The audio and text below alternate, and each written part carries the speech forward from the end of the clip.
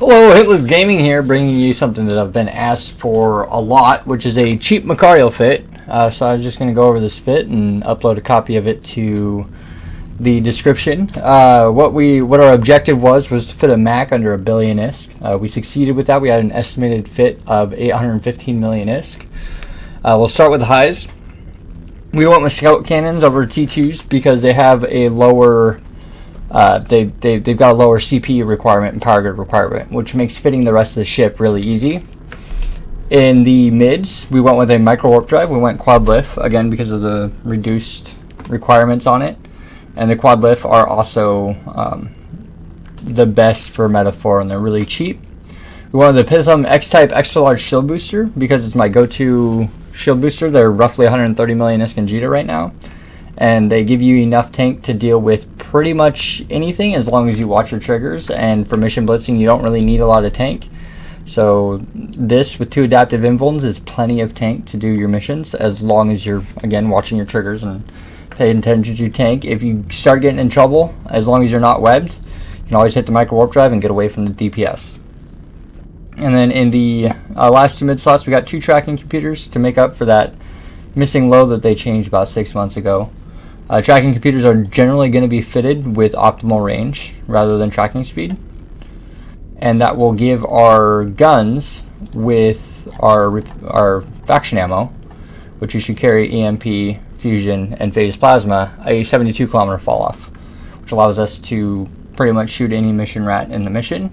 We have in the lows 3 Gyrostabilizers, a coprocessor to help us with the CPU, and 2 tracking enhancers. And then we also have a small tractor beam for utility. The rigs are entirely up to you. You can put capacitor rigs to help with your shields. You can put gun rigs to add a little bit more DPS. But I personally prefer Hyperspatials because I'm a mission blitzer, and that means that I like to clear missions as quickly as possible. And my biggest issue with mission clear times is traveling to and from the mission. So Hyperspatials is what I've chosen here. We end up with a total cost of about 816 million ISK. With near max skills, we have over 900 turret DPS, and if you load up the drones with the heavy drones, you end up with just over 1,000 DPS, which is plenty to clear just about any mission. You can clear things very quickly with this, and it's relatively efficient. We get 231 HP a second on our rep, 49 being our lowest resist. If you really want to, you can fit rat-specific tank. We have 2 empty slots to fit the rat-specific tank. And 63,000 HP, I would say this isn't very worth ganking. The one weakness of this ship, which you really got to pay attention to, is the capacitor. It's got a huge negative on cap. It'll only run for 1 minute and 8 seconds running the rep, so you really want to get through the mission quickly and remove as much DPS as efficiently as you can.